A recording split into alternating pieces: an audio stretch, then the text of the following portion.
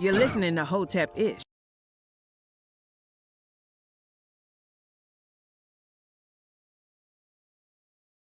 Intelligent ish talk, intelligent shit talk, where we balance the profound with the profane. Political satire, celebrity and expert guests, information and entertainment, conversation and solutions. Leave your feelings at the door.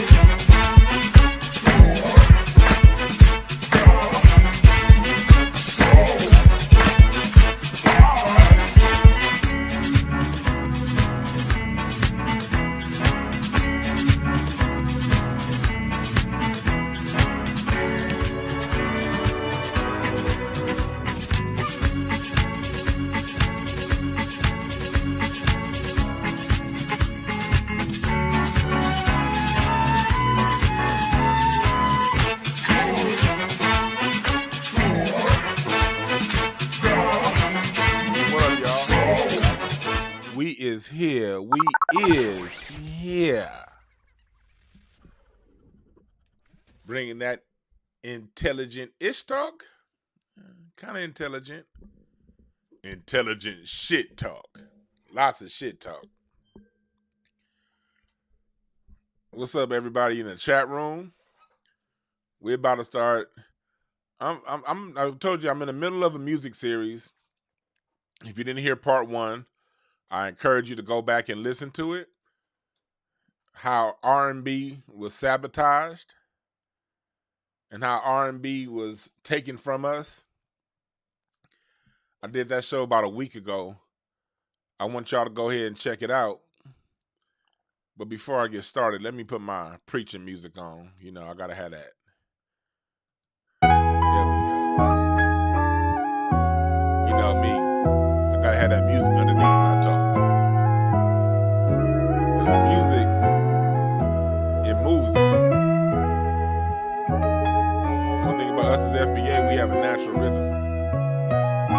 Our own rhythm. Everyone on earth has a natural rhythm. But our rhythm is the rhythm that moves the world. Shouts out to Duncan and the Hughes from FBA who put this together. Straight out of Compton. But we got a rhythm. And it's something that in our culture that sets us apart. In spite of what we've gone through as a people, we march to our own beat. And that beat is always on the one. Shouts out to George Clinton. And the beat we move to is the beat the world moves to. We haven't given ourselves enough credit for our influence, not only on American music, but on the world's music. All music around the world that's popular in any form is rooted in foundational Black American music. Whether you're talking about Afrobeat, salsa, bossa nova, K-pop, this new worldwide genre is called Korean pop, which is basically, I encourage y'all to go just look it up. You basically got a Korean boy band that does basically 90s pop. And this band makes the most money in the world doing what we did 30 years ago. Whether you're talking about reggae, dancehall, heavy metal, bluegrass, Dixie, Appalachian music, Eurobeat, that is all rooted in Black American music.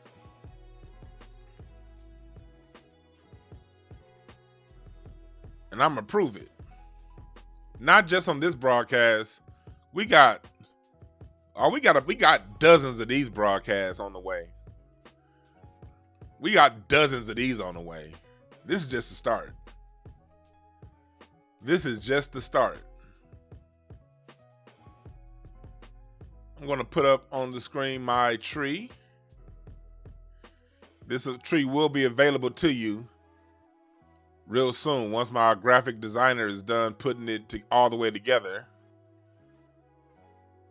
for purposes. So you see here, look at the legend on the bottom.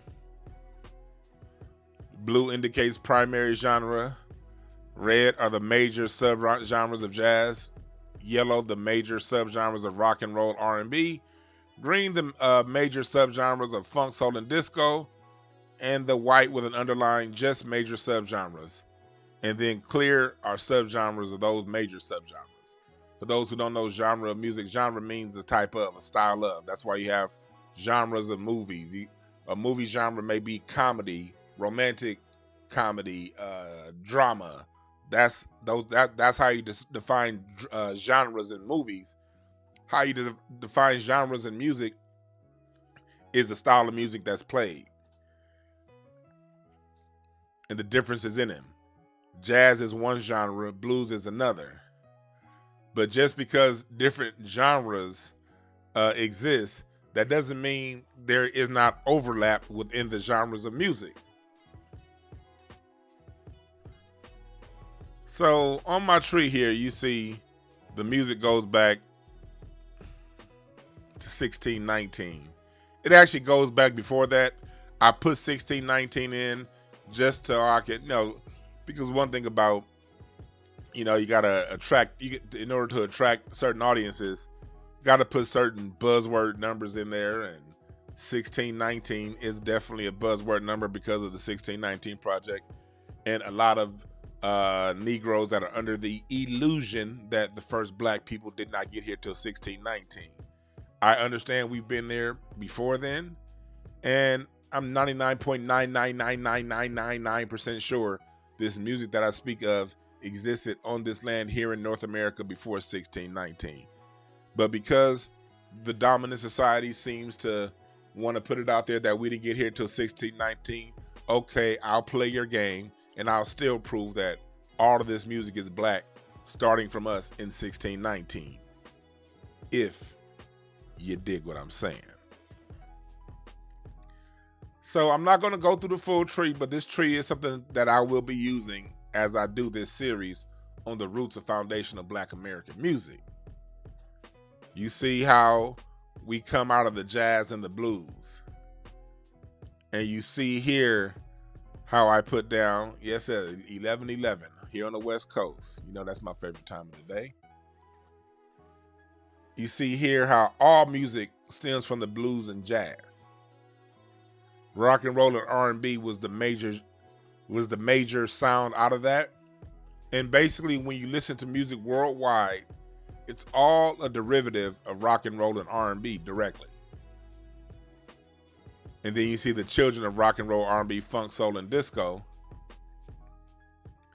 How we gonna start is we're gonna talk about how our music is rooted across the world. I guess, again, I said this would be a series. Today I'm going to focus on some of the influences of bebop. Right on over here. And how bebop was the birthed Latin jazz. Oh, this is my shit. I got this is my old calendar. This isn't my revised calendar. I revised this calendar a little bit. I didn't put my new revised one up here.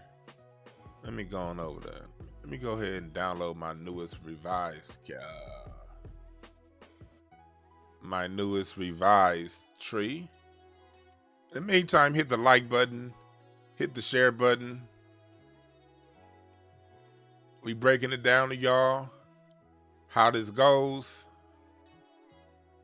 We breaking it down because for those of you who don't know, there was this African artist that claimed that he was like, in 1973, I was the first one to rap. Yes, I don't know. He wasn't Nigerian. He was from somewhere over there in West Africa. But I don't know if y'all saw that clip of that dude talking about something. In 1973, I was the first one. I was the first one to do rap music in 1973. And I'm sitting back like, hold on, this a lot of y'all tagged me in that shit on Twitter.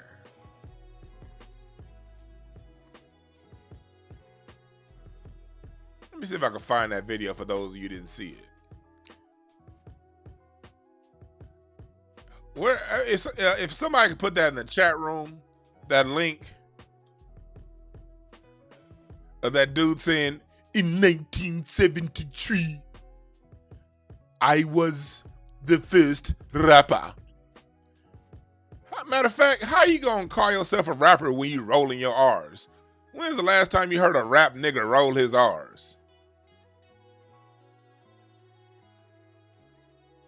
This is why you gotta know your history. When you know your history of your music, see, sometimes people ask me, why do you talk so much about music? Black people got more things to talk about than music. You should focus on. First of all, if you think I should focus on something else, then open up your own goddamn YouTube channel and you go focus on it. The fuck you talking to me for about what you think I should focus on. Nigga, you should focus on kissing my ass if you got that kind of mindset. Let me start off by saying that. Everybody got their own thing, and this is mine. If you don't like it, fuck off. You dig what I'm saying?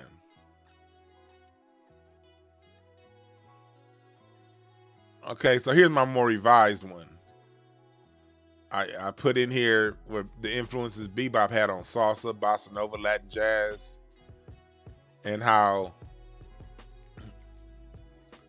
Afrobeat, Latin pop, reggaeton, trance, EDM, house, all of that's a child of disco. And when it comes to rap, you see right here, it's very small. You see where I see that, where I show you the introduction to rap? Right around here, improvisational jazz. And in this area, we're talking about the 1920s. I'm not saying this is the first time we rapped. I'm sure they were rapping in Vaudeville Boogie Woogie Blues, but it's not recorded. I'm going with the first recorded rap. That all stems out from around this time, improvisational jazz. I can show you Cab Calloway rapping in the 1940s and the 1930s. I can show you Rap on Wax in the 1920s. Oh, this is just the raw bare bones of the tree. Oh, trust me, y'all gonna get this tree. I'm putting this in on a canvas for people to buy and put it on canvas, have a canvas artwork. I'm making it a poster.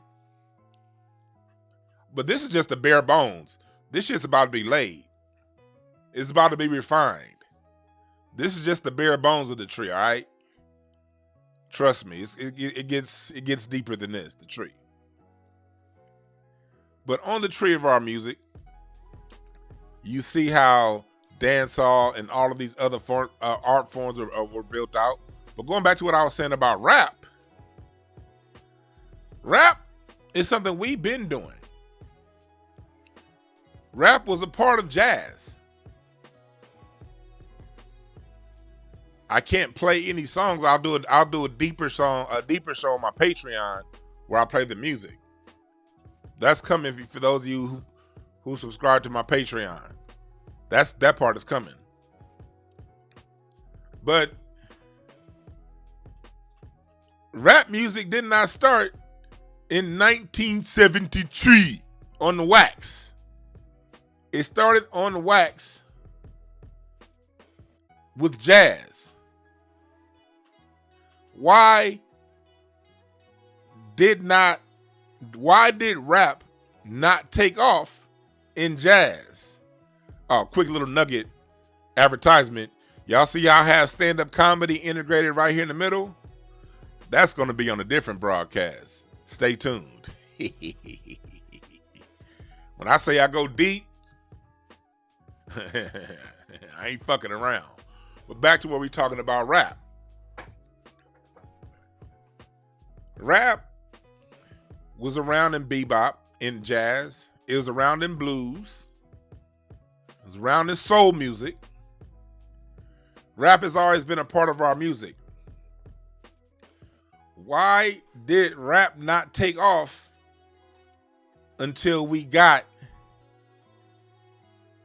to hip hop? I'll tell you why.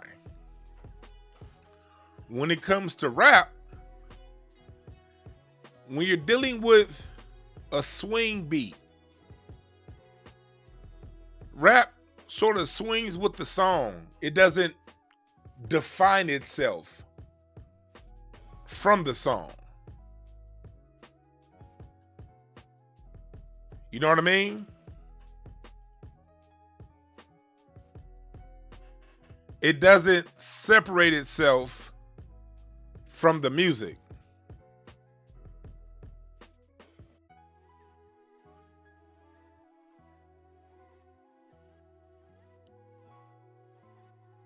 It's no real pocket outside of the music. Let me see if I can. Wait, hold on. Now, I'm looking for some music that I can play on YouTube, but I don't want to get a strike. I don't want to get a strike. I don't want to get a strike. But when you're talking about, let me see if I can use this. I might be able to use this.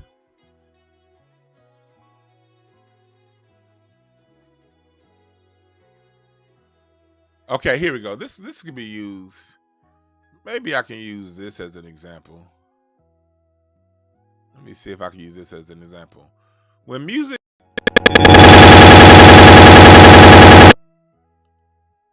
when you're talking about music and when it's in jazz, when you're rapping in jazz, you're sort of in the swing of the song. There's no separation. There's no polyrhythmic pocket that you're in. It's sort of all in unison. So when you're rapping in jazz, the rap doesn't really set itself. It sort of blends in with the music around it. But when funk came, when Dana Clyde Stubblefield laid the beat on the one, and the music cut from the double time swing to the halftime funk, it then gave rap a pocket to settle in and give you a polyrhythmic feel, with the rap and the rhythms of the rhymer going in one direction, with the beat going in a different direction. Funk gave rap a pocket to bop in, if you understand what I'm saying. Funk gave rap a pocket. So when you're talking about the dance of rap at the time was b-boying, the reason why b-boying was a dance was because of how James Brown laid it on the one. So the reason why rap didn't become a codified thing was because it needed the sound of funk and disco for it to make it a thing. And keep in mind, on this tree, you see funk and disco as two separate things. They're really opposite sides of the same coin. Always remember, when I'm talking about music, you can't approach music from a Eurocentric point of view. What do I mean by Eurocentric point of view? Meaning the illusion of separate. These things aren't separate. They're twins. They're the same thing, just opposite sides of the same thing. We as a people express our music through our soul in conjunction with our environment. Disco was born in LA out of the sound of Barry White. Funk had its biggest influence in Ohio.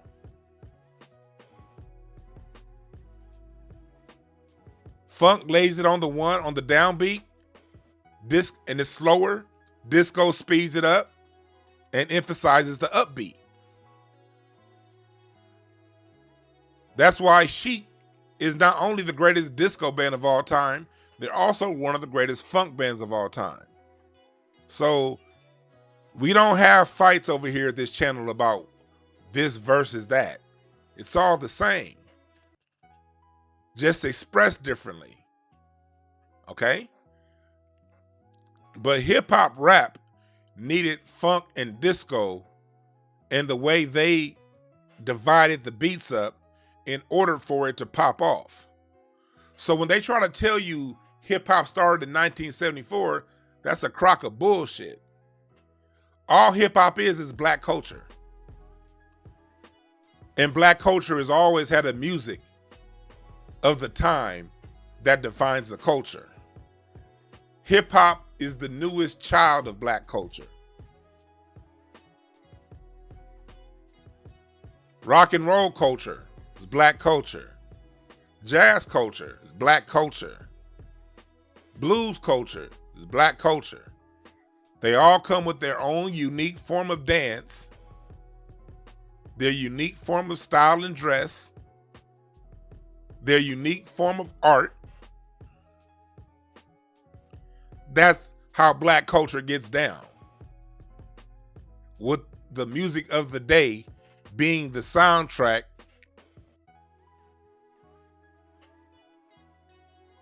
of the culture.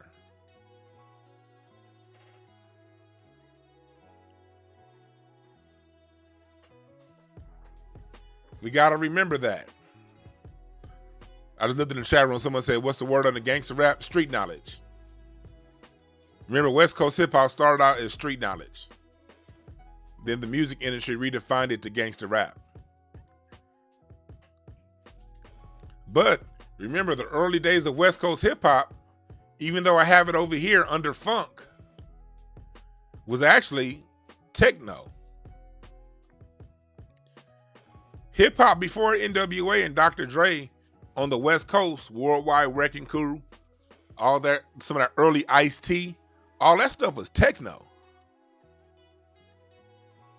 Arabian Prince, all that stuff, that was techno music. So don't get too locked down on this tree, because even though things are on opposite sides of the tree, they're still family. Like I said, this whole tree is just opposite sides of the same box.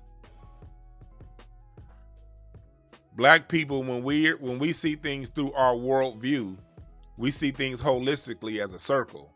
Nothing is separate. It's all different expressions of the same, from the same form, from your soul. That's why it's a tree. The apples on the left side of the tree taste the same as the apples on the right side of a tree. So for all you hip hop minded niggas, don't be using this tree to fucking argue with people, god damn it. No, man, I think, man, West Coast is better than East Coast. Man, East Coast, we had it first. East Coast, you did not have it first, nigga. You didn't. You see a polygenesis in the birth of hip hop. Watts Prophets was doing hip hop in 1968 here in LA. There's a polygenesis birth to hip hop. And all of that started after James Brown and Sly and the Family Stone.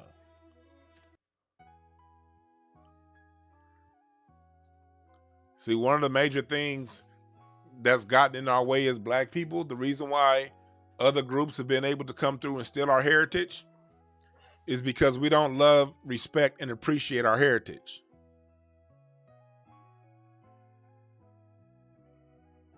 We fight. And this is where I'm going to get in on black people before I go further in this tree. One thing we got to stop doing is fight. Stop the coastal beefing. Stop the intergenerational beefing. Someone asked me when I was on live last night how these Caribbeans and Africans and all these people, how they've been able to come through and steal our culture and our music. I said it's simple. We don't acknowledge it. Black people, as soon as a new sound comes along, the first thing you do is shit on the old sound. That shit has to stop. Let's stop playing. I was around in the 90s. When the late 90s came and Snoop was no longer doing gangster rap, people were shitting on him. Man, why? He ain't doing gangster rap no more. Man, Snoop done fell off since he went to No Limit. Instead of appreciating the man for what he did give us, you shitting on him because you with, man, nah. Man, DMX the hottest nigga now, man. Fuck Snoop. Like, only we do some, only black Americans, nobody throws away a legend quicker than black Americans. Let's tell the whole truth, nothing but the truth, so help us God. I'm bringing this shit up because this is something that we gotta stop. This is family talk. Just because an artist only had one hit don't make them some trash bygone person that's a punchline of a joke. We got to stop that shit. Just because an artist no longer makes, in your mind, the quality of music that made them famous, don't make them irrelevant.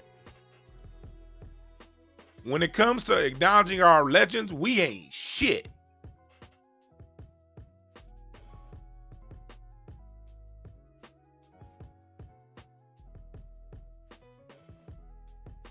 When it comes to appreciating what our legends left us, we ain't shit. And I'm talking collectively. If this isn't you personally, like the wisdom says, if it don't apply to you, let it go. But if it does apply to you, don't deflect. Take a moment and think about this, what I'm saying, for a second. Thank you, Minnie. Be like, we threw away MC Hammer. MC Hammer unlocked the door for hip hop to become a worldwide phenomenon. And the minute he released Pumps and the Bumps, yes, I agree. We can crack some jokes. Hammer, why the fuck was he wearing a thong, my nig? We can crack some jokes. We niggas gonna crack jokes. I get it. Let's crack jokes. But we went further than just cracking jokes on that song. We threw the whole man away. And we laughed at Hammer for going broke. Hammer went broke trying to create generational wealth for a lot of people around him. But because white publications made some sensationalized articles about Hammer losing his music, we threw the man away.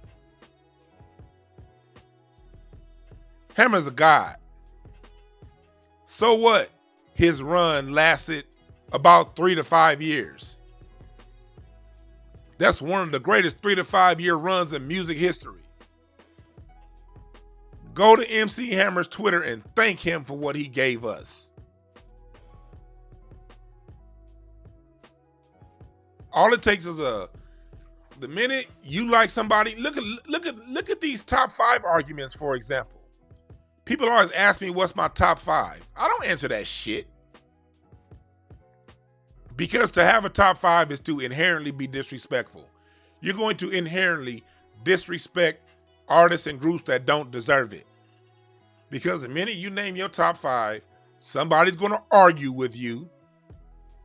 And then when y'all get in y'all argument, you're going to just totally disrespect the god of music that the other person prefers over who you prefer.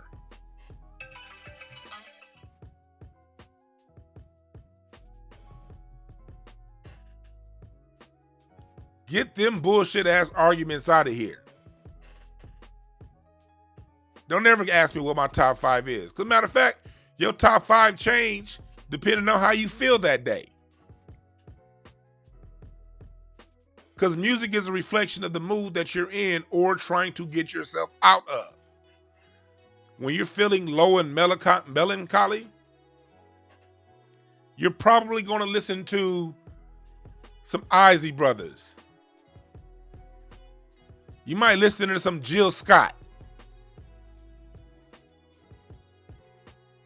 When you're feeling uplifted for the day and you feel like winning, you might listen to some Jay-Z. You might listen to some crunk music. You might listen to some hyphy. When you feel like sitting back and smoking out, you might listen to some Roy Ayers. So why have these stupid ass arguments? You got people, oh, man, I only listen to East Coast, man. New York, music came out of New York. But man, that West Coast shit, man, that shit is trash. Only we do dumb shit like that. Meanwhile, you got the world imitating what we do. making lots of money off of it. And then we get mad when people from the Caribbean jump in on what we left behind and try to claim it. If we stood guard of our creations, black people, do you think there'd be any room to claim it for them? The only reason why fools like Busta Rhymes and Pete Rock and that DJ Khaled, I don't know if that nigga is Mexican or Arab. The only way they can jump in and claim our shit is because we let it go. We let it go.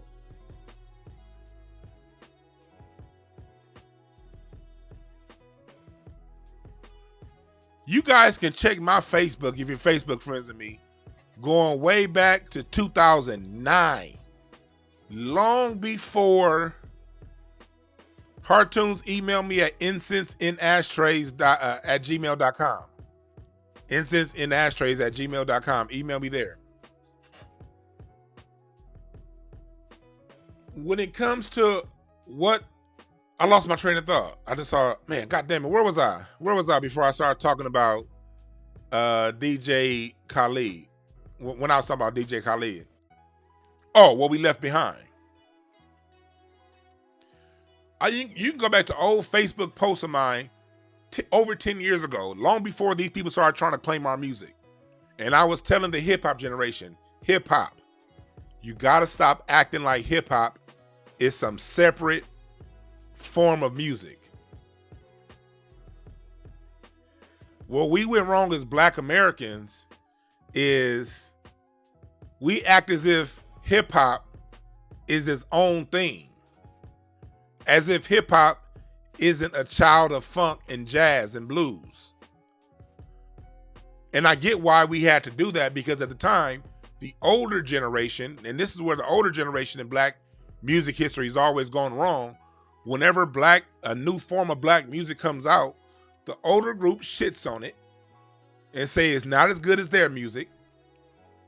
The younger generation, in a revolt, in a backlash, separate themselves from the older generation and treat their stuff as if it's its own thing. And you have a generational divide in music, and stories don't get passed down, because when black adults speak to black children about music, they do so in a confrontational manner. Can we tell the truth? Can we tell the truth? We got to do some house cleaning in black America before I go deeper into our roots in world music. I'm going to tell you where I realized this was a problem. When I was coming up learning music, I remember my teenage years, I'd watch a lot of documentaries on jazz and blues music back then. And when we go down here further on a tree, you hear when a lot of your Delta blues artists started going up to record in Chicago, there was a kickback to that between the older generation and the younger generation. When blues artists went from acoustic instrumentation to electric instrumentation, there was a generational divide. The people who grew up listening to Robert Johnson and Petey Wheatstraw play their acoustic instruments had major problems with Howlin' Wolf, with Muddy Waters when Muddy transitioned from acoustic to electric. There was a generational divide. Same thing happened with bebop. When you look at bebop,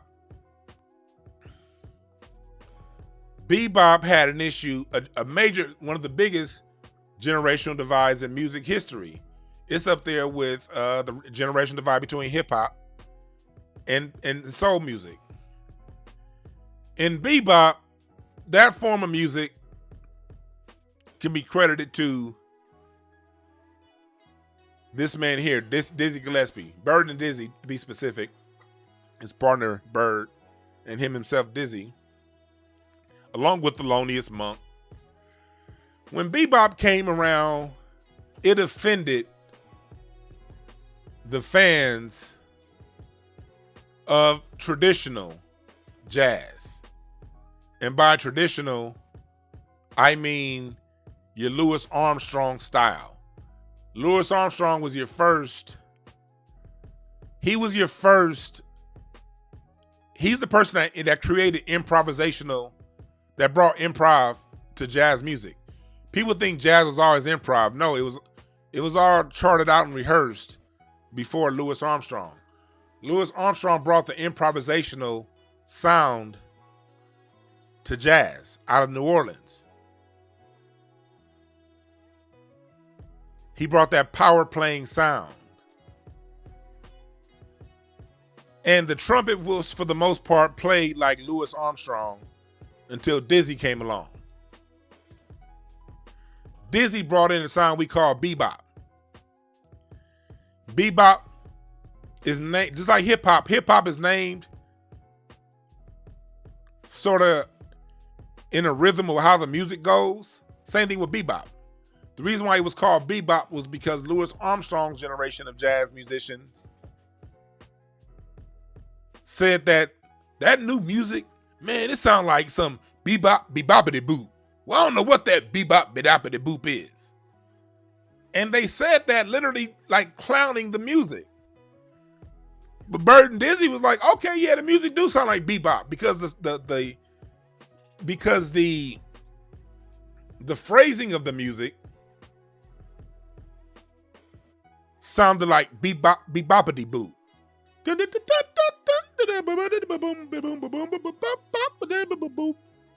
Bebop. Bebop also came with its own style of dress.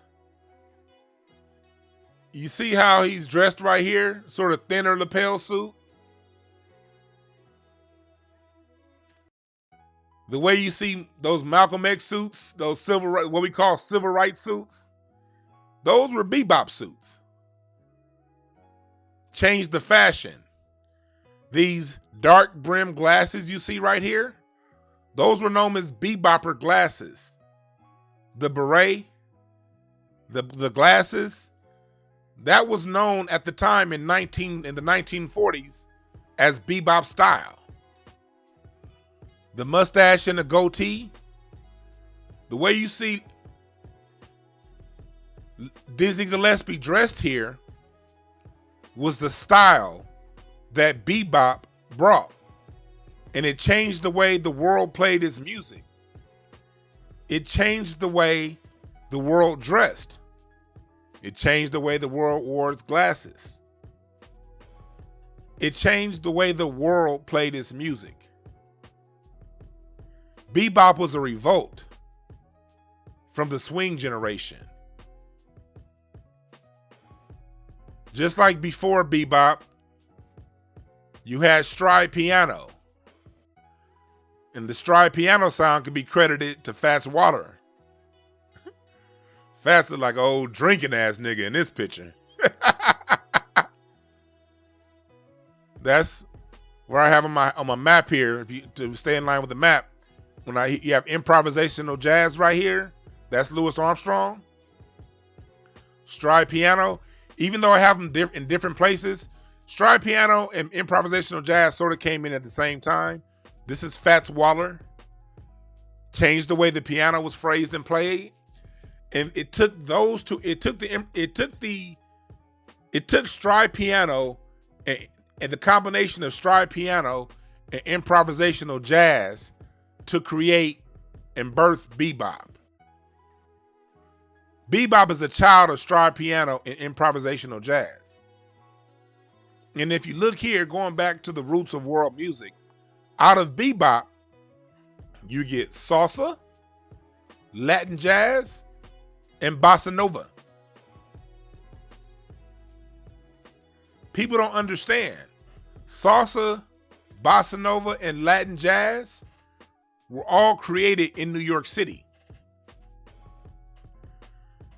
See, if New York City, people from New York and hip hop, they always want to claim rap. No, rap is something that's been there.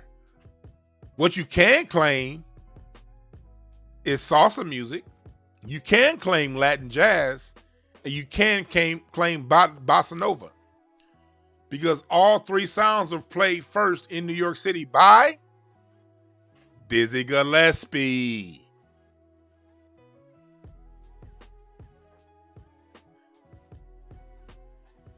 Dizzy talks about going through and going down to South America and listening to that South American sound and bringing that sound back to New York.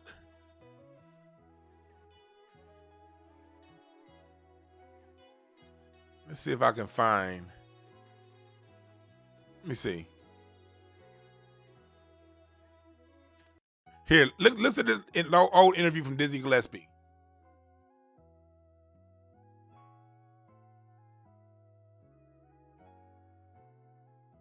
Let me, hold on. I'm about to. Let's see.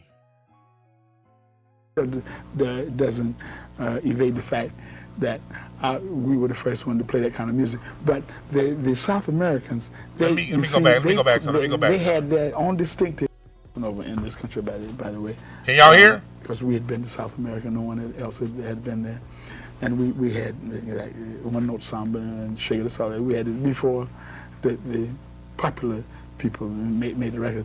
But at that time I didn't have a recording contract, so I didn't do it, so I lost that. But it still doesn't evade the fact that we were the first one to play that kind of music. But the South Americans, they had their own distinctive rhythm, but their harmonies was a direct copy of our harmonies that we made in the bop era of the 40s. And they copied it, and they went further. I mean, it was great. I can see somebody copying something because everybody has to have someone to copy.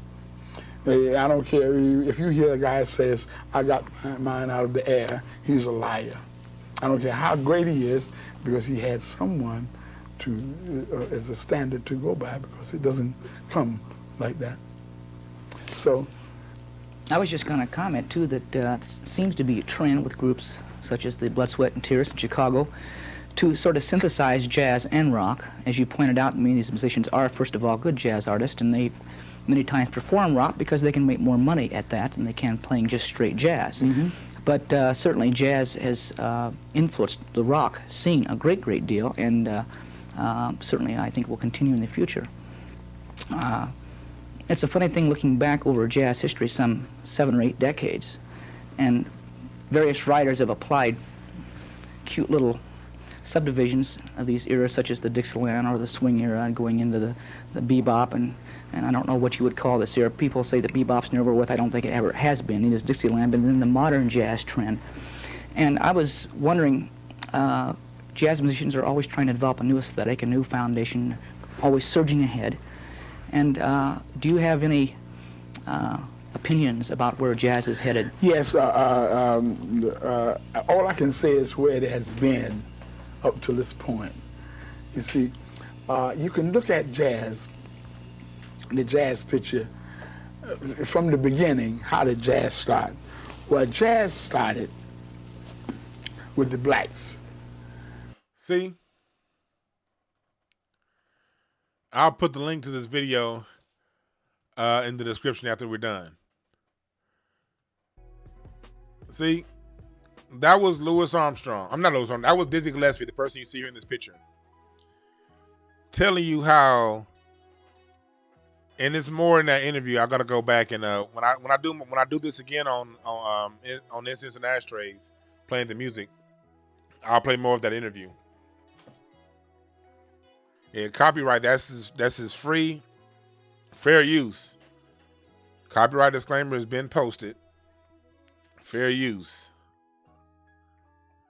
But you see, there's a steady stream of innovation that comes from the improvisational section, Fats Waller and Louis Armstrong, to Dizzy Gillespie. And out of Dizzy Gillespie, out of bebop, you get a lot of your South American music, and you also get a lot of your hip hop culture. Again, when I said that hip hop is just Black American culture, is newest form of Black American culture, the reason why I say that statement is rooted in the fact that every time we change our music, we also change our style of dress, the way we do our hair. There's a difference, even when you look at it in regions. New York hip hop from the 80s had a certain style of dress that was different than West Coast hip hop from the late 80s. On the West Coast, it was Jerry curls, Raider jackets, and Kroger sacks. On the East Coast, it was big chains. Different style of dress for different forms of Black music. Our music always comes with a style of dress. With disco, it was bell bottoms. With funk, it was loud, tight ass, loud colored clothes. This is what we do as a people. We create new music, and out of the new music we create new fashion and new dances. In the early 2000s, it was when Kanye West came, Kanye legitimized the skateboarder. We gotta give that brother credit for that. Kanye West legitimized the corny nigga. Well, what used to be the corny nigga. People dressed like Kanye, and yes, I know there's people that was dressed like that before Kanye, but Kanye's the one that popularized that style of dress. Remember when Graduation came out, 50 Cent bet that if Graduation did better than his album, he was gonna retire from music, and Graduation killed that shit that 50 Cent came out. That legitimized the backpacker, the regular dress, regular normal ass dude, not gangster in hip hop. Because before Kanye normalized that, you had to be the tough guy. You had to be some swole nigga in a tank top. Or you had to dress like you had $10,000 of clothes on your back at all times. So our music always evolves. Lil Wayne and them sorry ass skinny jeans.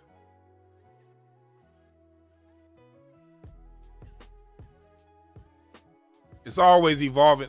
Style of dress is always evolving with our music. Always.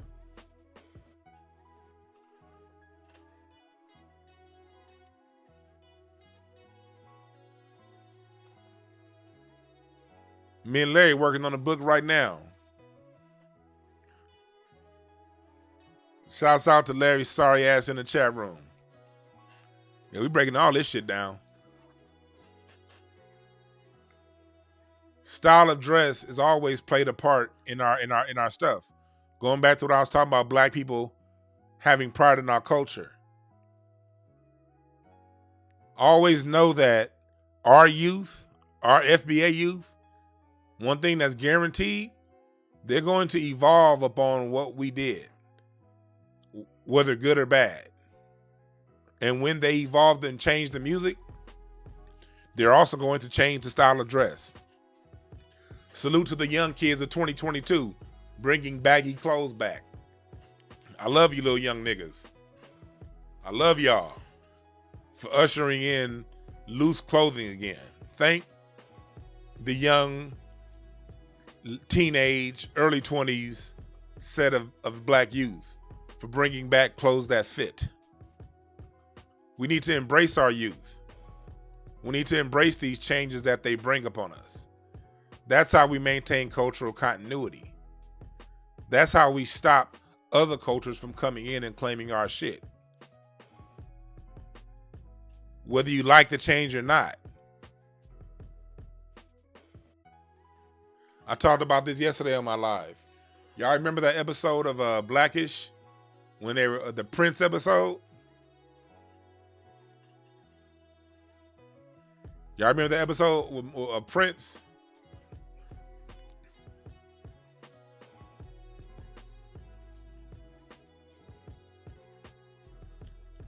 That episode encapsulated a major problem in Black America.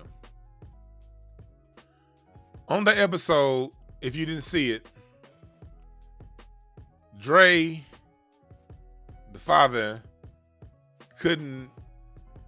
was surprised, and the father and the mother, they were surprised that their kids didn't know anything about Prince.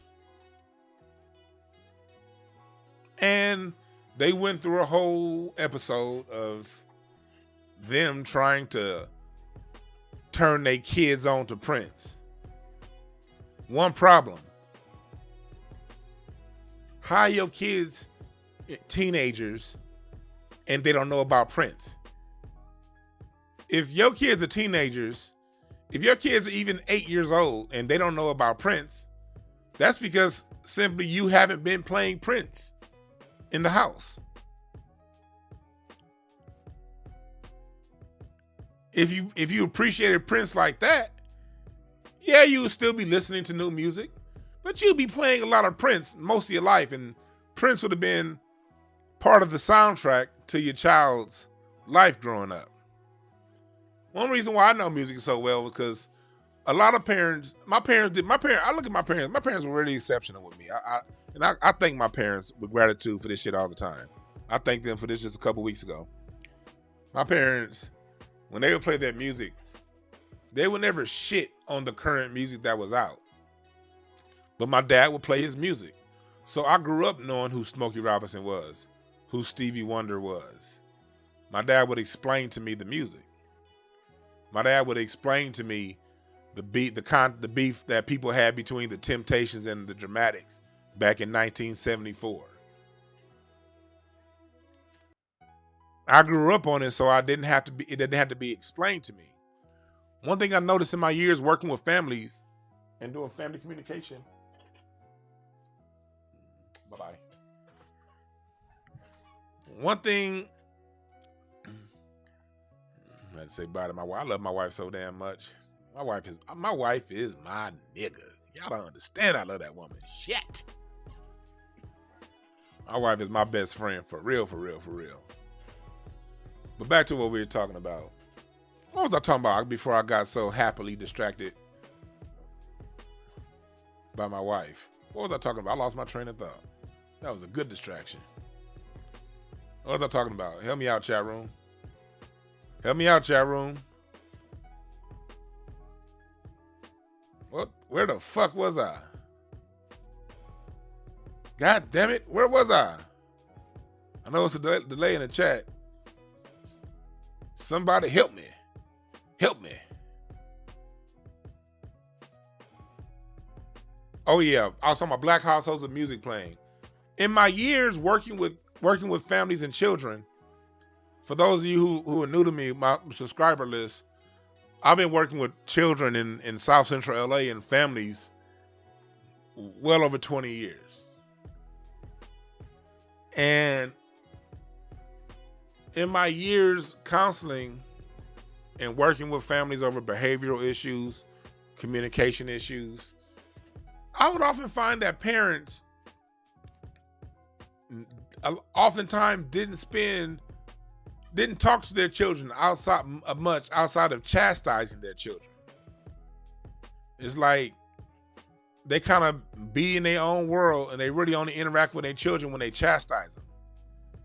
And the kids would be off listening to their music and they didn't really talk to, or they would play their music and then they would maybe criticize the kids' music. Y'all this, y'all that, my shit.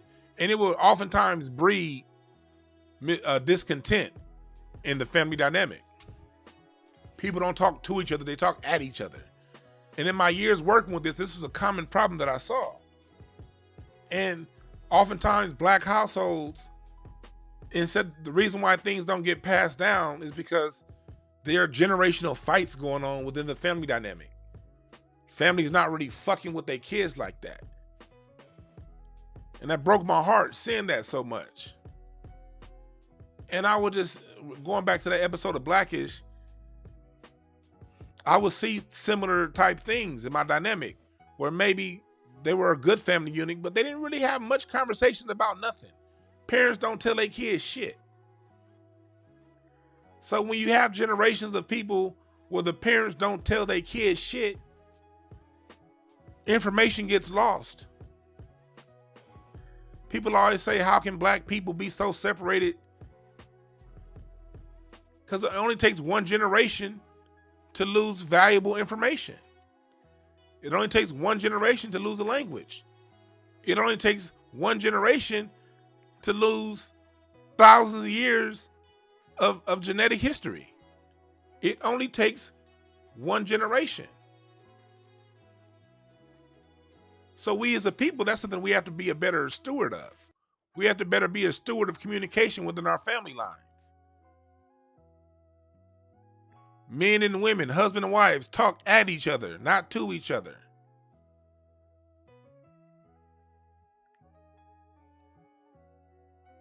If you're new to this channel, subscribe, like. All shows on this channel are tie in with family and life game and healing and solutions. We don't just criticize things over here at Hotepish Intelligent Ish Talk. We bring solutions and we tie it back to how we can be better as a people. I'm not going to just criticize my people and where we go wrong and not explain how to fix it. Yeah, a major problem we have as a people is we don't talk to each other. Here's how we fix it. We start. And you can start by centering conversations around music. Everyone loves music. I remember my dad when he would tell me life game as a child and as a teen growing up. He would always tie his life game into music. And it's funny, when shouts out to Butterlove in the chat room. She's always posting about her son and how she be playing music. And Butterlove's son, this nigga know Prince. This motherfucker know One Way. He know about Parliament. God damn it. That's how you do it. Salute to you in the chat room. I'll be seeing your posts about the young kid and how he's into music. I love seeing stuff like that because it reminds me of my parents. Me and Larry had this conversation years ago. Me and Larry didn't grow up together, but we became friends when we started doing comedy in 2009, 2010. And I was telling him a story about how my dad raised me, and he was like, nigga, my dad did the same thing. Like, my dad would tell me about women to a Smokey Robinson song.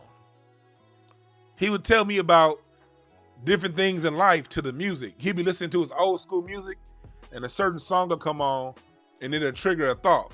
And my dad, instead of criticizing me for loving Digital Underground and MC Hammer at the time, he would never criticize that, but when his music came on, he would explain it.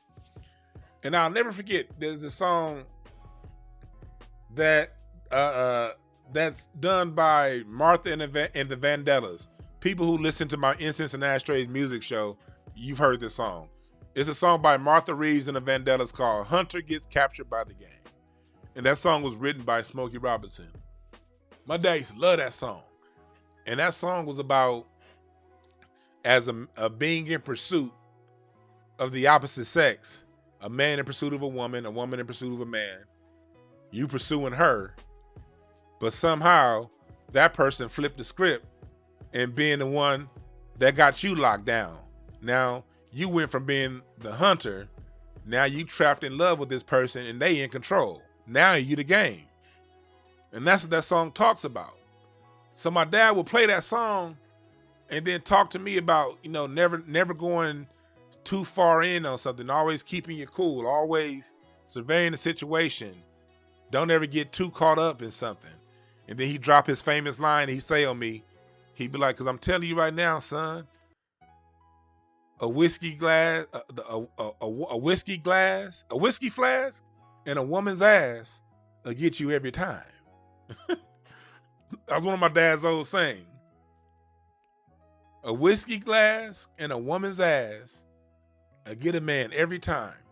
A man, when you don't get too into women to where you lose your mind, and don't drink so much to where you lose your mind. Have some sort of balance about you. But my dad would teach me those life lessons through the music. So I got to hear life game that stuck with me to where when it came time for me to choose a wife, I knew exactly what to look for. Because my dad would lace me with the game to the music. There's a song by Heatwave called Mind Blowing Decisions. And there's a part where they say, married or shacking, which way should we go? One of us must let the other know. I remember my dad said that came out around the time that he got with my mother. My mother had my sister already. My father had my brother already. They both had children. And this is before I was born. And my dad said that, I remember one time he was talking to me, I was probably like 15 or 16 years old. He see me on the phone with this chick all the time. And so he decided, I guess it was time to talk to me about, how to treat women. And so when you listen to that song, Mind Blowing Decisions, it's talking about, are you going to just stay together and just be together and be a little situation? Or are you going to take it to the next step and get married? My father was like, at the time that song came out, he had met my mom and he liked her. But at that time, my dad had a whole bunch of other women. Dad was a player. But my dad said, I had these other women, but I had a decision to make.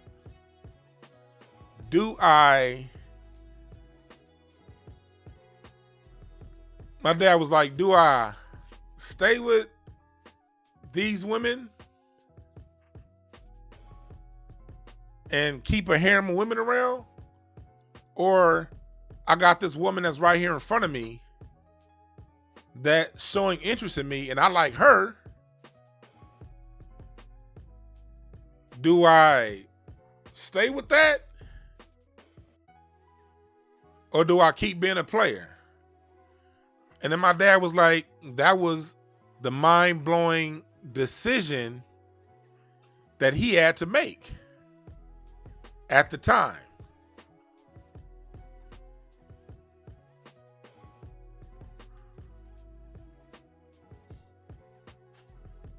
Do I marry her or do I fuck around? And my dad said when that song came on, it made him think. And he saw how my mother moved and how my mother got down. And that made him make the decision. That made him make the decision to settle down and stop being a player and marry my mom. And they've been together ever since.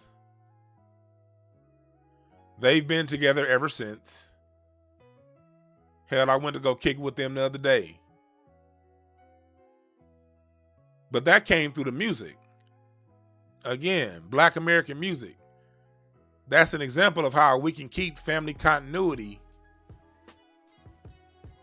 family conversation, and family love centered around our music. This is a picture of all of us a few years ago. I took my mom, my parents. This was actually Mother's Day a few years ago, right before the year before the coronavirus. My mom, my dad, my wife's mom, my sister, her husband, my nieces over here. We all spent Mother's Day at a winery. This was fun. My pops right here, my mom right there, my sister, her husband, my mother-in-law, my wife. That's how we get down over here in the Brown household. Yeah, Quan, that's the other song that I played.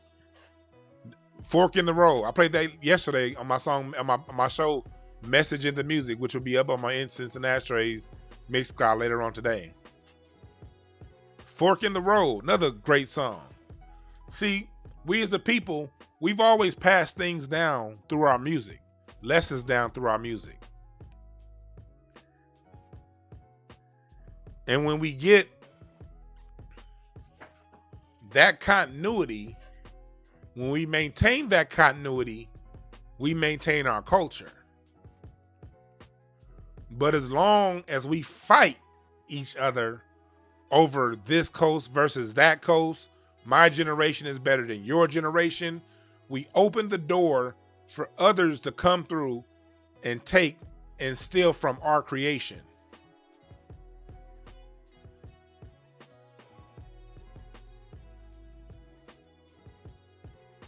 That's how we can maintain cultural continuity and stop these others from stealing our music. We haven't done a good job of that so far, but we can now. And that's why my work is to put this information out there, to reconnect the cultural continuity that we've lost over petty infighting and outsiders giving us our music history. This show here is a solution on how we fix the problems from others taking our music. Hit the like button, share. We talk positively over here, black people. We don't need to shit on other people to big up ourselves. They in turn have to shit on us if they decide to steal from our cultural heritage because they don't have truth on their side. And that's a very shitty thing to do. But as people do things shitty, as they have shitty behavior, they try to shit on us. But they can't shit. They can't shit on us. That's what birds do. Birds fly around and shit on trees. You know what trees do? Shake that shit off. Still stand tall and be the tree.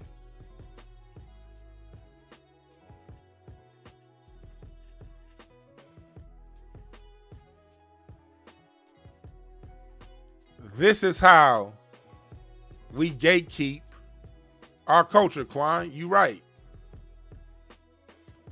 You right.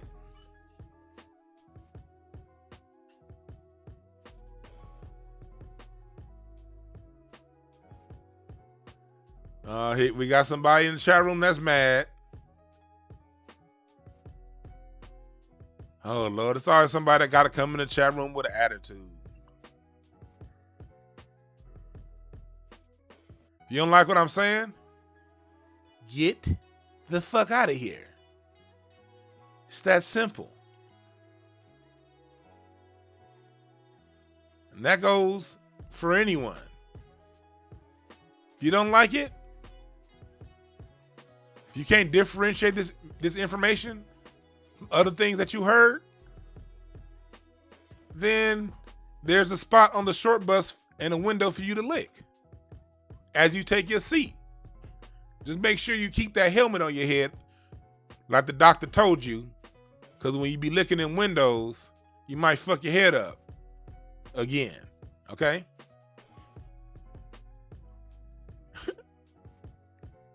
Back to what we talking about.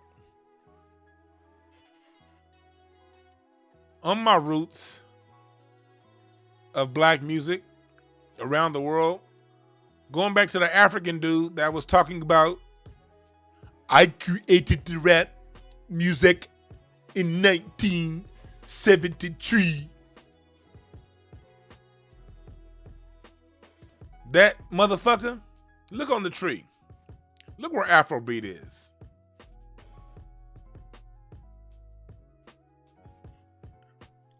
all of the music that you guys have that's popular now comes from the United States of America. Let me ask you guys a critical question. Why do you think when you listen to most music documentaries, they always try to say our music is African, but they can never tell you where in Africa it comes from? Nigga Larry said, if you troll, you gotta roll. Salute, Bug Shelton. It's because they have to hide our history here in North America. We are a unique group of people. Like Dr. Claude Anderson says, we are a special group.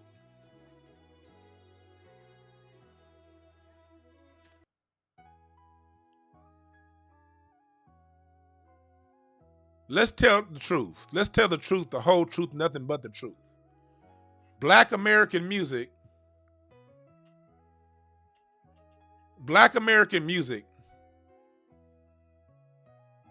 is the least African of all Western Hemisphere music. Let me say that again. Black American music is the least African of all music of the Western Hemisphere. Let me break this down for you. First of all, we know, according to the European, that North America got about 400,000 slaves from Africa to North America. A very small number of people imported relative to the rest of the world. The Caribbean and Brazil and Mexico got the overwhelming majority of slaves in the slave trade. Mexico got over 1 million slaves. Black America got around 400,000. So first of all, there's levels to this, people. Let me go slow for you. There's levels to this. Because in order to make a hypothesis, in order to make a statement, an educated statement, you have to have reason behind your educated statement.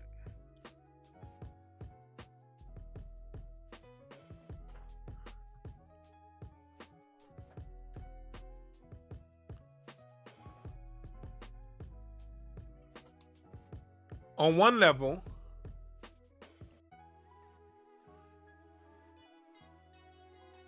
you had the least amount of Africans from Africa imported to the United States. That's the first part in my hypothesis of Black American music is the least African of all music. Here's layer number 2 to the reason why I conclude that hypothesis. In North America, those who were enslaved could not own instruments. What did I say earlier in my breakdown of the family and the family dynamic? All it takes is one generation to lose information. So, first off, we know the least amount of slaves were brought here from Africa. 2, the slaves brought here from Africa were not allowed to have instrumentation. 3, if by some way, somehow, those Africans were able to sneak a trumpet in their asshole to America, you were not allowed to play those instruments on the plantation. So the whole out of Africa to America, Africa influenced our music theory, that gets debunked on that level alone. Let me say that again slowly for the window licking motherfuckers. These are facts. The least amount of slaves were brought from Africa to North America in the Western Hemisphere. That's fact 1. Fact 2, the slaves that were brought here were not allowed to bring instruments. And if by some way they were able to sneak a whole Congo drum up their rectum on a slave trip to America, they were not allowed to keep that drum.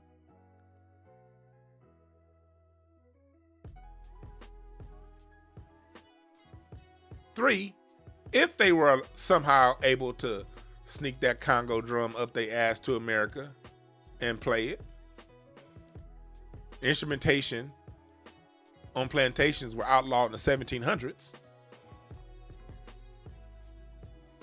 Where do the people who picked up the blues and jazz in the mid to late 1800s, where would they have heard this African influence? Explain. For the slow tropes in the back, just explain to me. Explain to me how there's African influence when, for at least, the last slaves were brought here to the America in what, the 1820s, 1830s? Explain to me how jazz was created in the 1890s.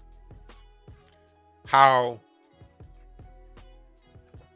it was able to somehow influence a music that came 60 years after the last slave was imported to America, that couldn't own drums, that couldn't play any kind of music on the plantation.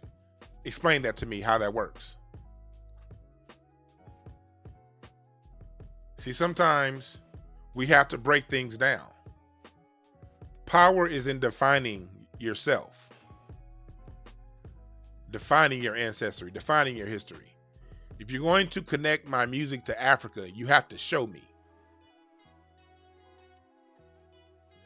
I can show you how Cedrick brought music from Mesopotamia to Spain.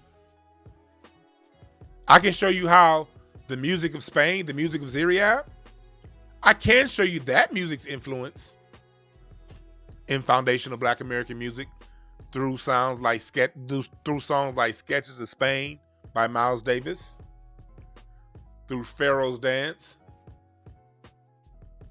Black American music has more of a Moorish connection than it does anything African.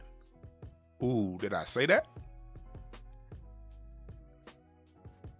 The music out of that they call so-called Latin music out of the Caribbean, that's African music.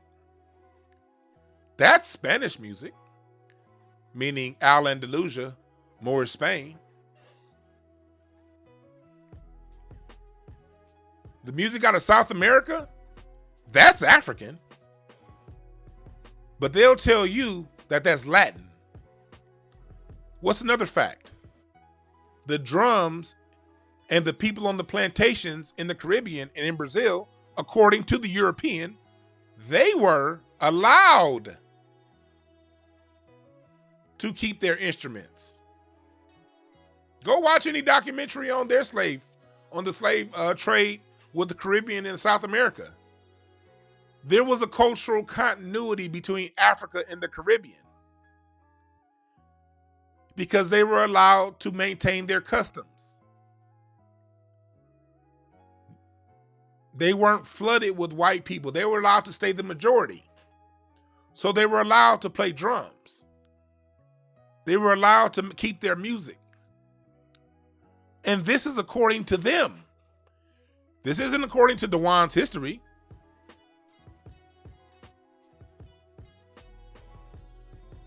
This is according to their music, to their history.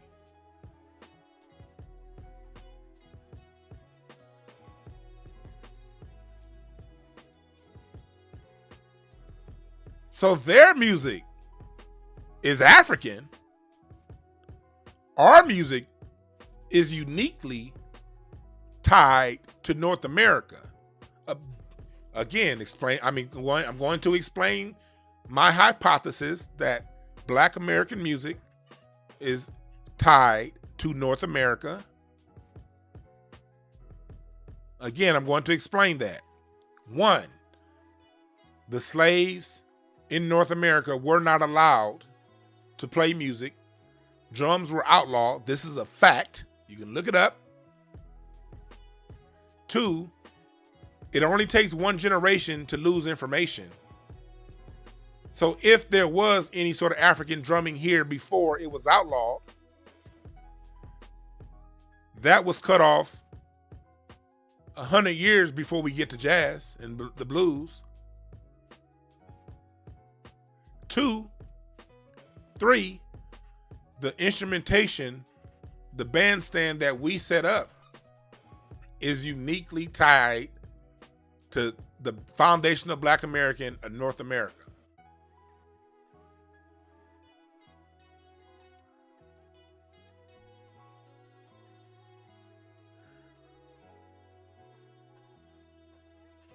Unique to us.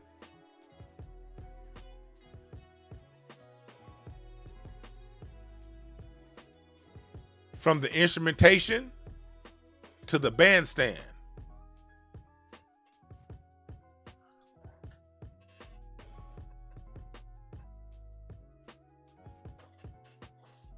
What's the bandstand? Drums, bass, keyboard or piano, electric guitar,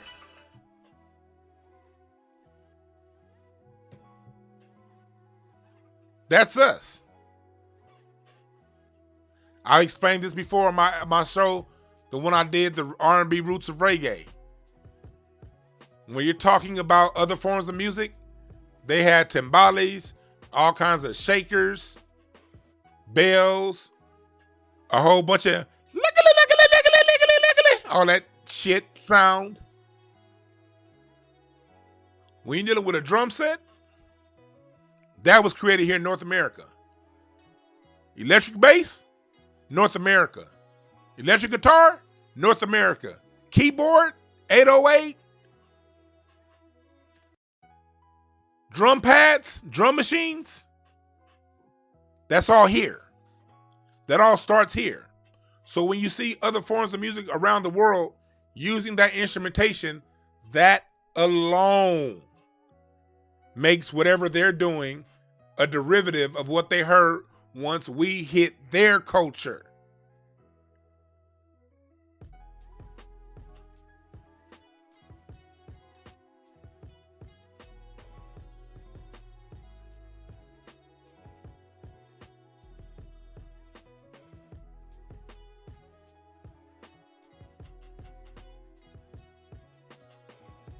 That's how we define ourselves.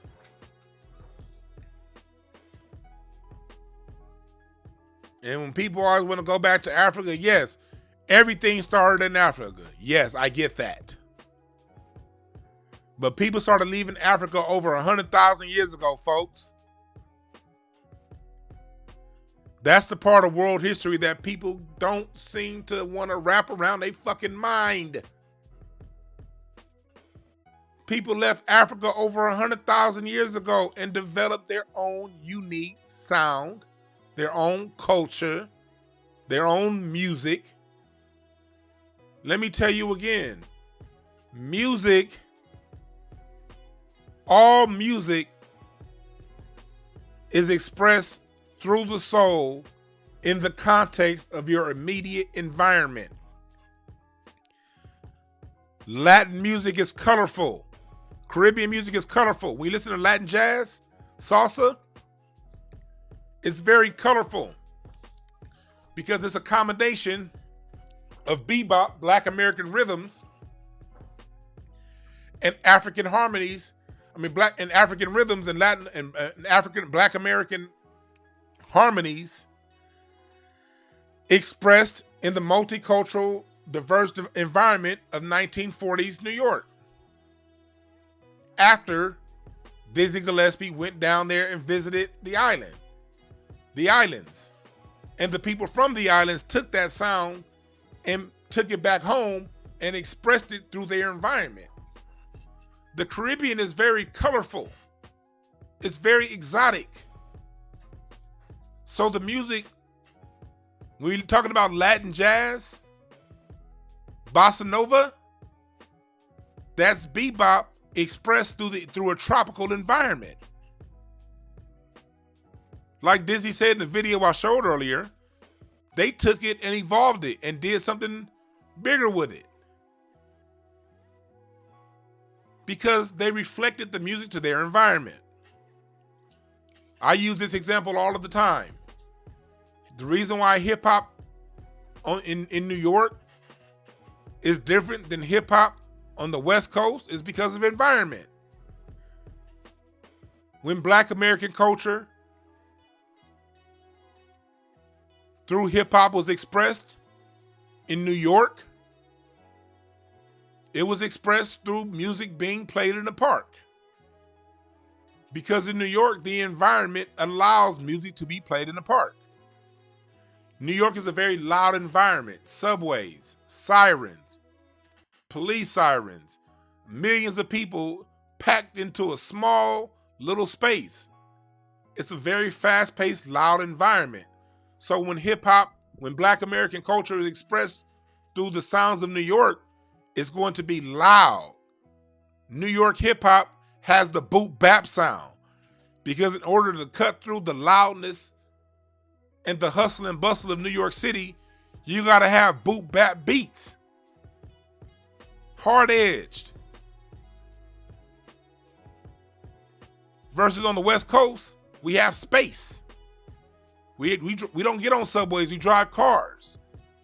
We can't have hip-hop expressed through a sound system in a park in LA.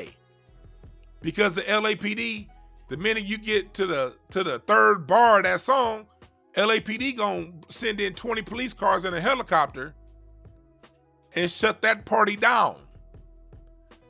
There is no loudspeaker system when Black American culture is expressed on the West Coast by way of Los Angeles, because the environment will not allow for that. The police will kick your ass. So on the West Coast, that environment, that sound is displayed through sound systems in the car. Same with the South. The South didn't have loud parties in the park. The South put their music, they boot bap in the trunk. Southern hip hop has a Southern drawl to it, the same way Southern blues did, the same way Southern jazz did. West Coast hip hop is just like Birth of the Cool, birthed by Miles Davis. Miles Davis birthed West Coast jazz. It's a form called cool jazz. Cool jazz is open, it's relaxed, it's something good to listen to when you're driving. Same thing with West Coast hip hop. It reflects the environment. West Coast hip hop sounds like sunshines, palm trees, and drive-bys.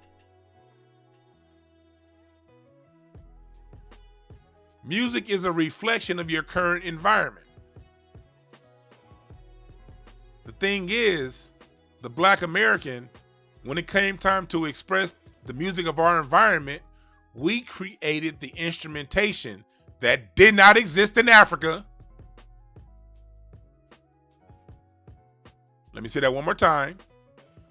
The difference between the North American Black person, the foundational Black American, descendant of slavery in North America, we created the instrumentation to express the music of our environment.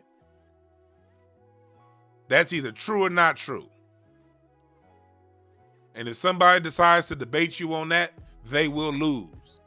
Because the drum set, again, was created in North America. D.D. Chandler. There is no evidence of a drum set anywhere else in the world until a Black American created it.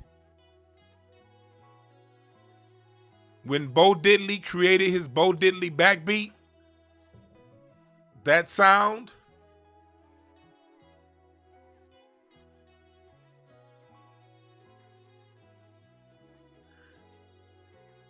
when we created that sound, Bo Diddley also created the instrumentation to go along with it.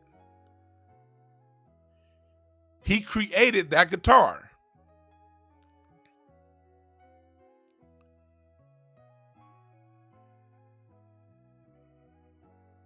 He created the sound. Let me give you an example.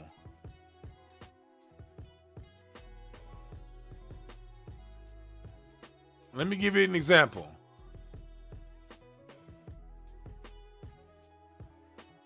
Let me, hold on. You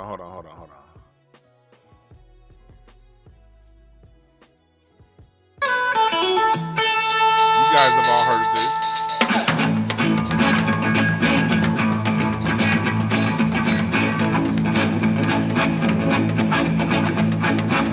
That's called the Bo Diddley backbeat. Oh, little bought a baby diamond ring. How many? If that diamond ring don't shine, he gonna take it to private eye.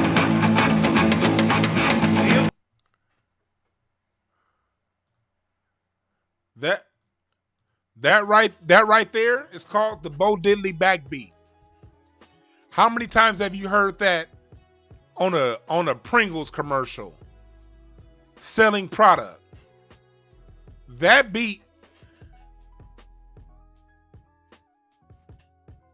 that Bo Diddley backbeat has floated the world.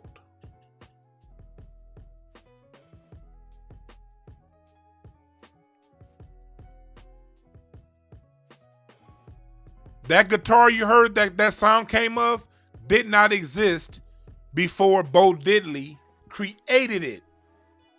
Bo Diddley didn't sit around and wait on somebody else to create a guitar.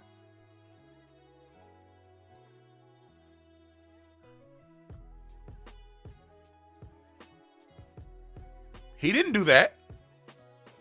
See, back then, we forget. They make it seem as if black Americans were just some destitute group of people that waited on white folks to do shit. No, we were segregated. We couldn't wait on white people to do nothing. White people didn't build anything for us. Black people, during Jim Crow, we were our own electricians. Do people forget this? That's why they had to create whites-only unions. We were the electricians. We were the labor class. We were the geniuses. So when it came time to create things, guess who created it? Us.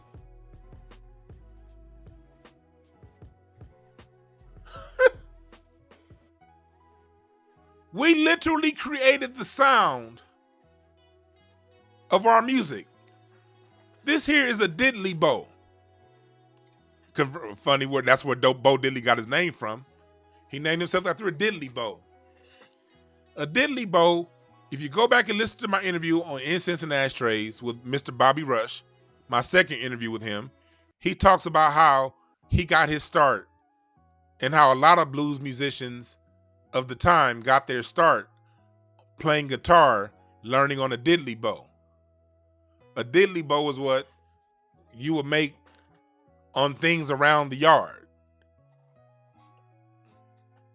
Mr. Bobby Rush talks about how he made his first diddly bow when he was an 8-year-old boy.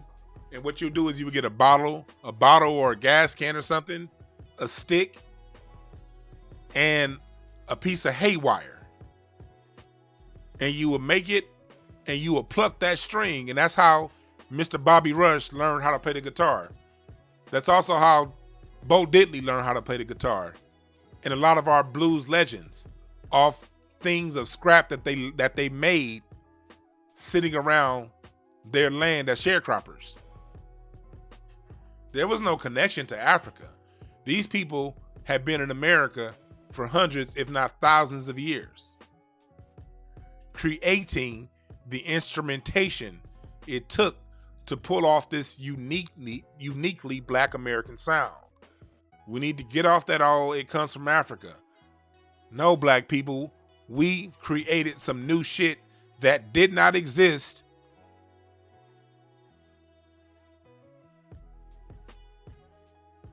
before we created it.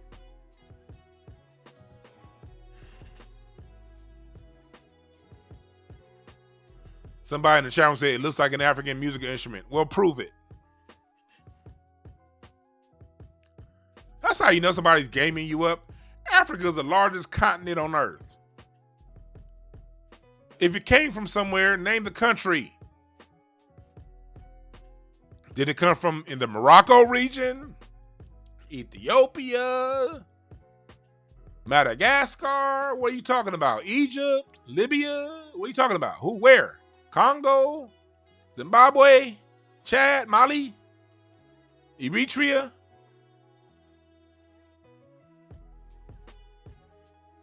Give me the country. Give me the year.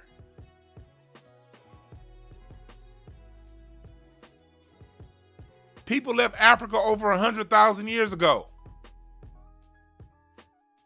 And I know that's hard for a lot of people to wrap their minds around. But as people left Africa over 100,000 years ago, guess what? They created their own cultures. What's wrong with respecting the people who created their own culture?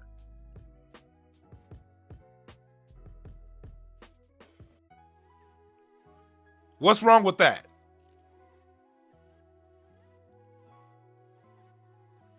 We got to start telling the whole truth, people.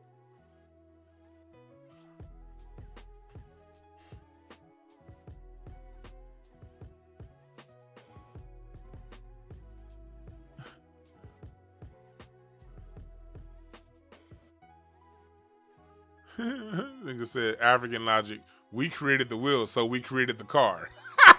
Right. Again, what's the evidence to my claim? My claim is based out of when our music touched different places around the world, they bent and changed to our sound, not the other way around. When the west coast of Africa got in touch with techno music, they created Afrobeat. When the Caribbean heard house and techno, they created Latin pop and reggaeton. When white people in America got in contact with Black American house and techno, they created electronica and EDM. When the Europeans came in contact with Black American house and techno, they created Eurobeat and world beat and dubstep and Brazilian house. When Jamaicans came in contact with popular music stemming from disco out of America, they came up with dancehall. Dancehall is is disco interpreted through Jamaica. Jamaican music has always been American music in reverse. When rock and roll played scales of, when they played the rock and roll walk, that's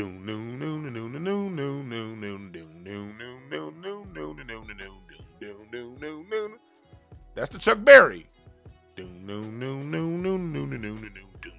On the downbeat. Jamaicans heard that same rhythm and they switched the accent from the downbeat to the upbeat. So instead of when they created ska, it was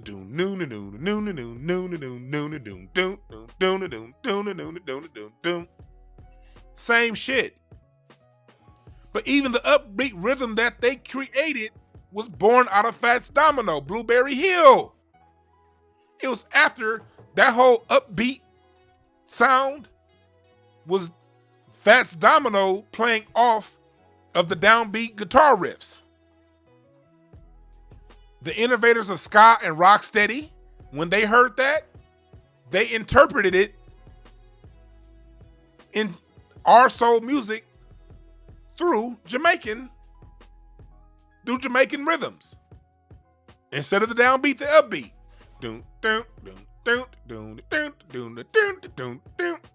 It's the same run. It's the accent put in a different space.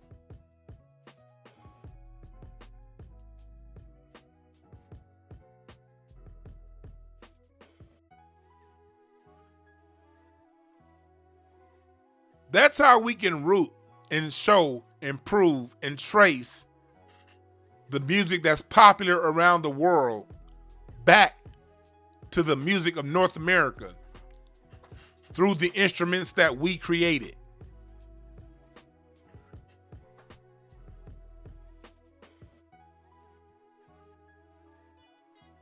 We telling the whole truth here today, homeboy.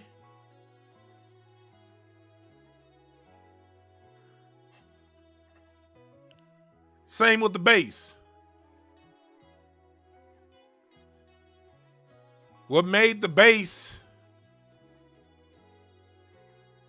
a lead instrument before Larry Graham, the bass was an accompaniment instrument. The bass played behind the music. Larry Graham, also known as Drake's uncle, yes, the singer Drake, this is his uncle. When he came in with that slap bass, he turned the bass from an accompaniment instrument that played behind the music to the lead. Dun dun dun dun dun dun dun dun dun. Boom boom boom boom boom boom boom boom boom. That changed music forever. Because a staple of funk and a staple of hip hop and a staple of reggae is the bass leading the melody. Same with a lot of your 808 sounds and your mainstream, your hip hop sounds. Reggaeton. It's all bass heavy. So while Jamaicans want to talk about some damn speaker system, let's tell the whole truth.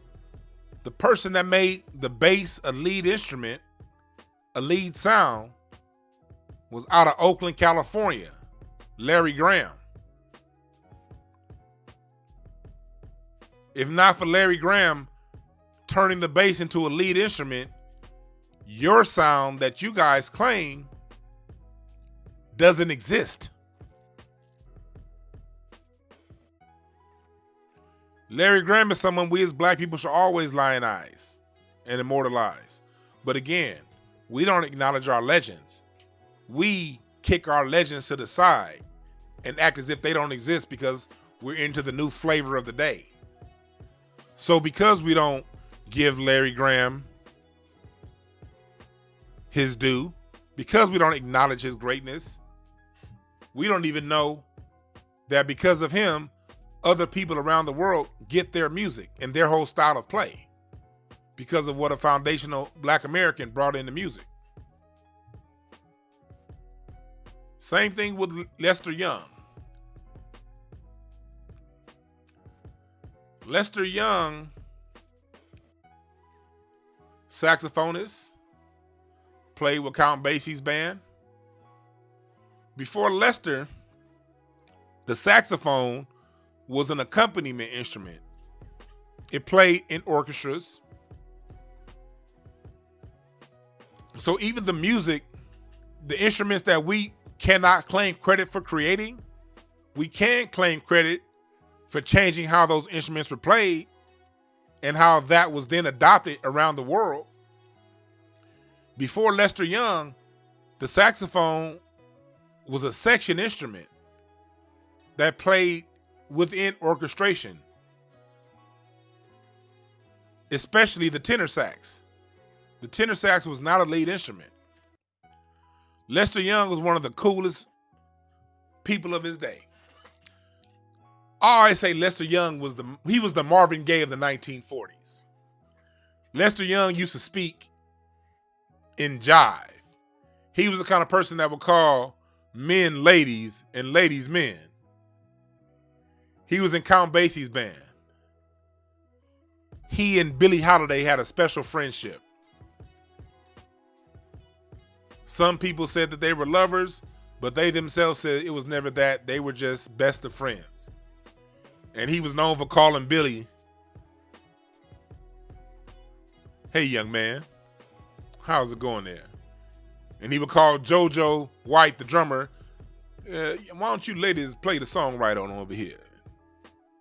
He was really cool. Lester Young started out as a drummer, but according to his own words, he stopped playing the drums because it took too long to pack his drum set up. And by the time he was done packing his drum set up, all the women were gone from the bar. So he picked up the saxophone. So when his shows are over with, he can pack his sax up and get to talking to the ladies. Lester Young when he played, he kind of tilted his horn to the side. And he played in a very laid-back, cool, melodic manner. And Lester Young made the tenor sax, it transitioned the tenor sax from a band instrument to a lead instrument.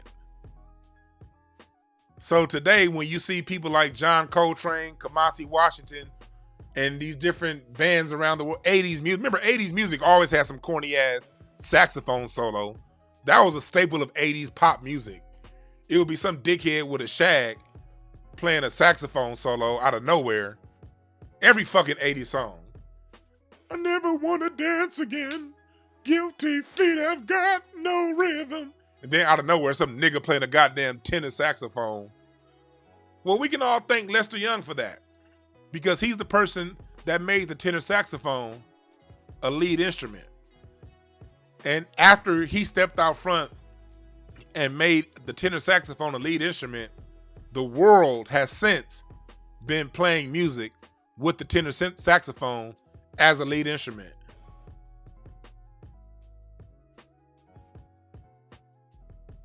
Y'all notice how detailed I can go when talking about the creation of foundational Black American music and its influences across the world? When these people from other cultures come around trying to claim our shit, notice they can't go this deep. They can't give you names, dates. And if they do, that name and date always comes after a foundational Black American who created the sound. But we'll only know this if we speak about this as a family. If we appreciate our legends.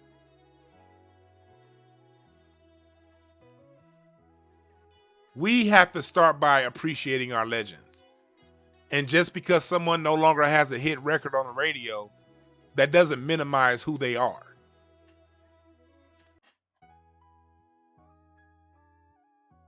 They still get to take their place in the pantheon of legends that we've created.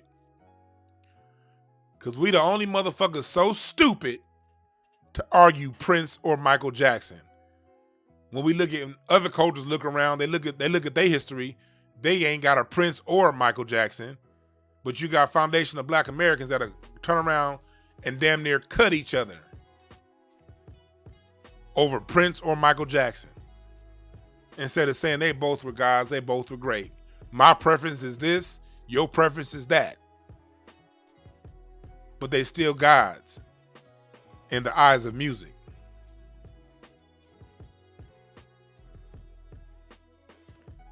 Yeah, Coleman Hawkins too.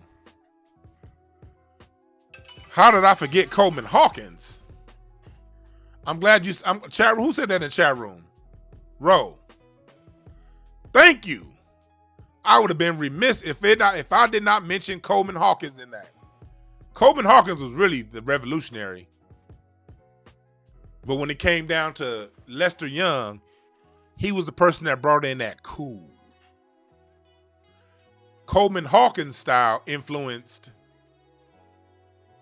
the way and the play of the music.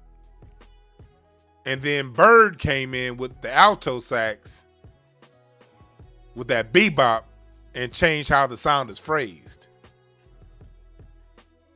Mind you, when I'm talking about this, let me throw another caveat out there. When I name one person, trust and believe, most of the time, there's more than one. I'm usually naming the one that had the most impact. But our greatness goes so deep.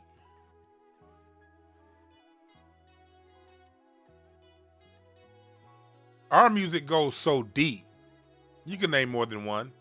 Because there's often a time the polygenesis of sound. When I say polygenesis, that means the same thing being expressed in different areas at the same time. Yeah, Jarris Mosey from Long Beach, dope guitarist. I have an interview with him. Go and check that out.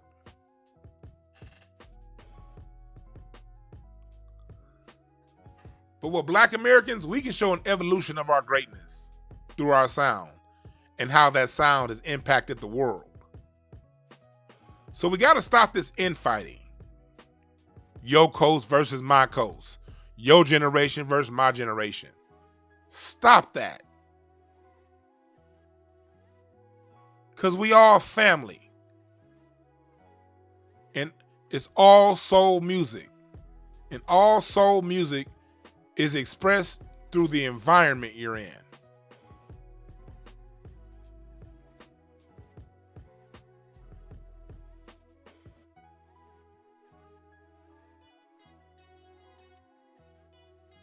We got a lot to be proud of, people. It's time that we step into that and live it. Get rid of this petty infighting over whose style of rap is the best, whose generation of music is the best. Nothing wrong with having preferences. Nothing wrong with expressing your preferences.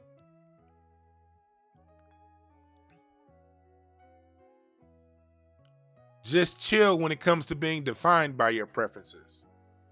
And have respect for the next person's preferences. If you into East Coast hip hop and that's your favorite style, as a West Coast guy, I have no issues with you, my brother.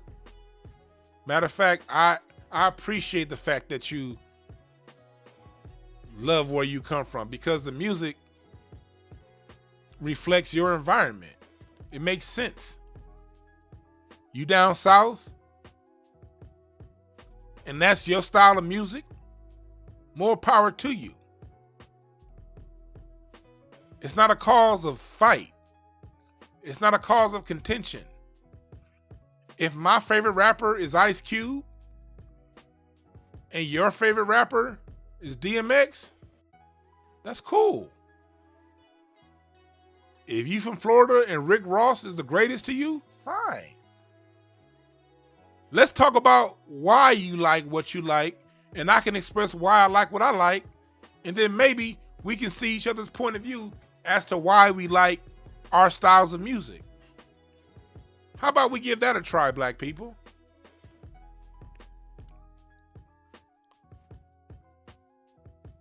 And when a black person is into heavy metal, how about we not talk about them and criticize them? Because metal is still black music. Thank you, Jimi Hendrix. Metal is a child of Jimi Hendrix.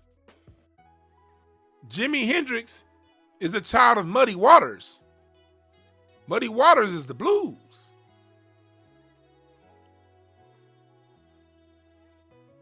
Metal is the child of the blues. Metal is the blues guitar played through an amplified amp and a wah-wah pedal. Do you guys know the wah-wah pedal was created because white musicians couldn't do what Muddy Waters did? Muddy Waters was able to get that crying wah-wah sound without using a wah-wah pedal, just through his technique on the guitar. But since they couldn't play with the same cry, they had to create the wah-wah pedal. For more on that, go and listen to my second interview with Bobby Rush. He explains that because he's a great guitarist himself. And he explains why the wah-wah pedal was created.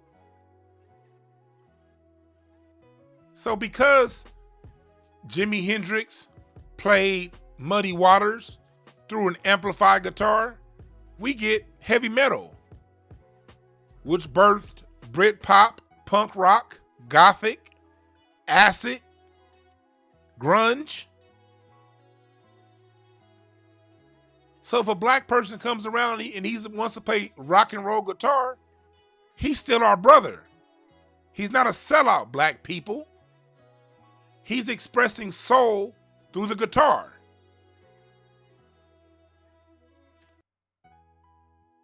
If a black person wants to play country western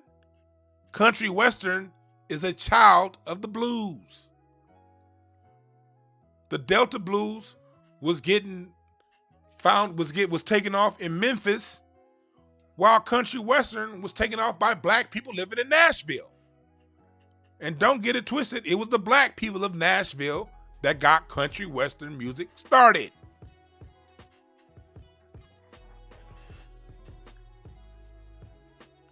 One of my favorite western songs is Sail On by the Commodores.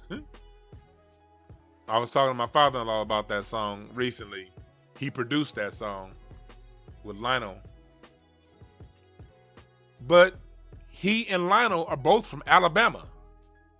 Black people from Alabama like the blues just as much as they like country western. So when Mr. Carmichael produced Sail On by the Commodores, that was him digging in his foundational black American Alabama roots. That's all that was. Lionel Richie wasn't a sellout.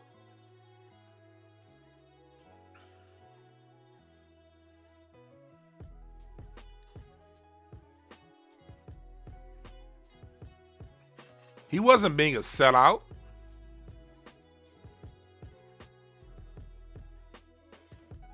He was expressing his foundational black American roots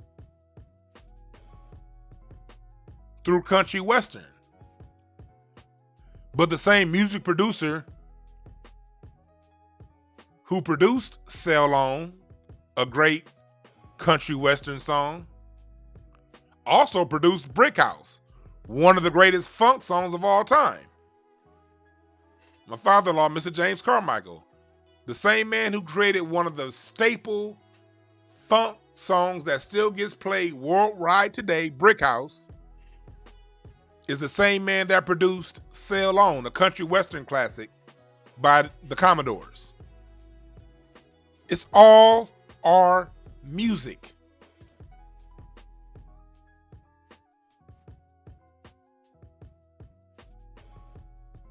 Yeah, Mars OG, Bad Brains, all black punk band. Yep, they are. Bad Brains and also Funkadelic. Funkadelic was doing metal. Look up a song by Funkadelic called Stomp. That's metal.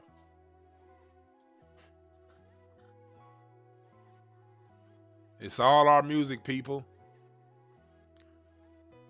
It's all our music. That's right, Gary Johnson. That's why we should not put ourselves in a box when it comes to music. We're all of it.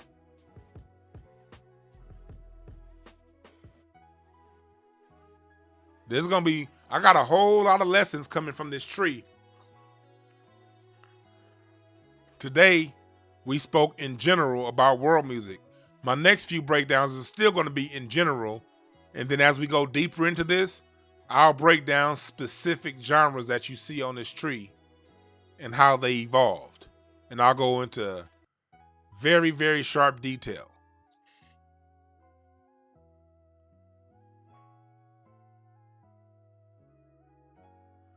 You're right, Boris. Good to your ear hole. Good to your ear hole. That's another good one that they did. Yep.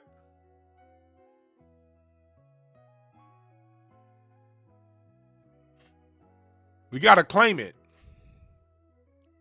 But not only do we have to claim it, we got to listen to it. And we got to pass it down. And when we listen to it and pass it down, we have to be open to what the new kids are bringing. As much as we don't like it. We don't have to like it. They're creating the sound of their generation relative to their environment. We have to foster that. We have to take care of that. We have to help cultivate that. That's how we solve other people laying claim to our music.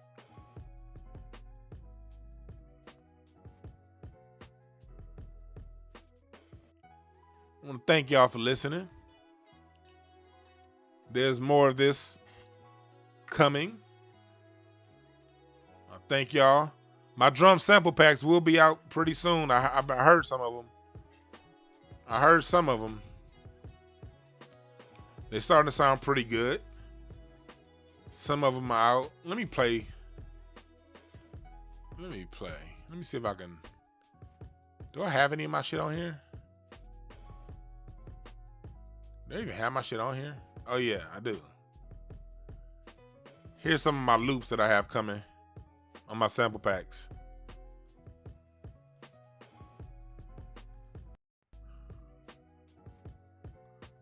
Listen to some of my loops I have coming.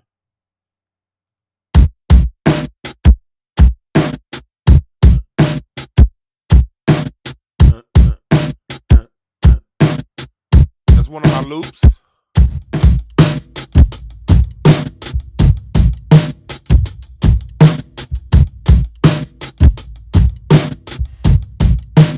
That's me live on the drums.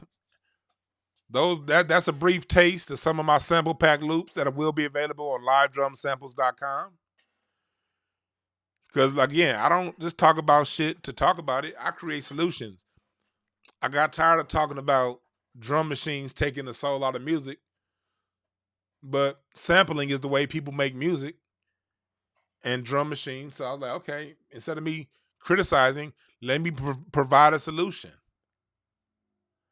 Let me provide a solution, and let me give these young cats out there recording music some live drums to layer their music with.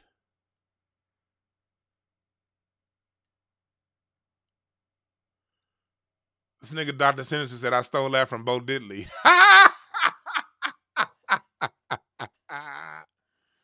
Dr. Sinister got the bitch he fucking in his profile picture.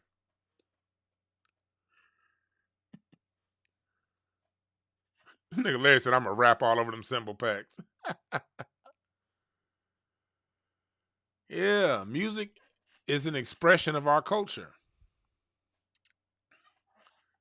Music is music is an expression of culture. Music isn't culture. Music is an expression of culture. It's just that we had a dopest expression of our culture than anyone else on the earth, according to them, not us. Why according to them? Because they take what we do and change their whole sound.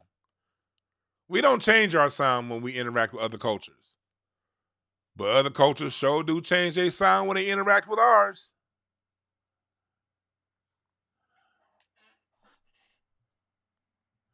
And this is not to talk shit about other cultures. This is just us establishing what the fuck we've done here on this planet.